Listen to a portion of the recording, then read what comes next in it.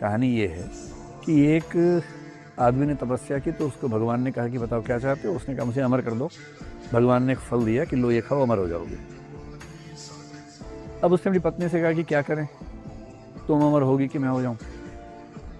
तो पत्नी ने कहा हम लोग होगे क्या करेंगे, राजा के पास जाओ, राजा को ये फल दो, उससे पैसे ले आओ बहुत सारे, हम वैसे ही बढ़िया जिएंगे।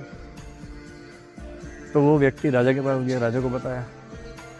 राजा का नाम मेरे ख्याल से भर्तृहरि है उस किताब में। तो राजा ने 1,00,000 मुद्राएं देके फल ले लिया। राजा को लगा मैं अमर होकर क्या करूँगा। तो उसकी बहुत सारी रानियों में से जो उसको मोस्ट मतलब फेवरेट रानी थी उसकी, आपने कभी सुना कि मोस्ट फेवरेट राजा था पटाने का, नहीं सुना होगा ना। हाँ, तो उसने उस रानी को ये कहा कि ये फल तुम खा लो, अमर हो जाओगी, मैं क्या करूँगा अमर होकर।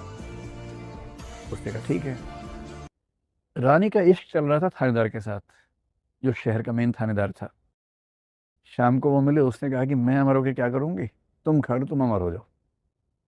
तो उसने कहा ठीक है। थानेदार शाम के बाद वेश्यालय में जाया करता था। वो वहां ले गया फ्रूट को। उसने उससे कहा अपनी फेवरेट वेश्या से कि तुम खा लो, मैं क्या करूँगा अमर होकर। उसने कहा ठीक है। उस वेश्या को लगा मैं अमर होकर क्या करूँगी। वो नेक्स्ट डे चली गई राजा जी के पास। तो बोले राजा जी मुझे एक फल मिला है अमर होने के लिए, मेरी इच्छा है कि आप इस राज्य के सबसे महान व्यक्ति हैं, आप अमर हो जाए। उसको फ्रूट दिया, वही फल था। 11वीं सेंचुरी की बात कर रहा हूँ मैं, 21st की बात नहीं कर रहा हूँ।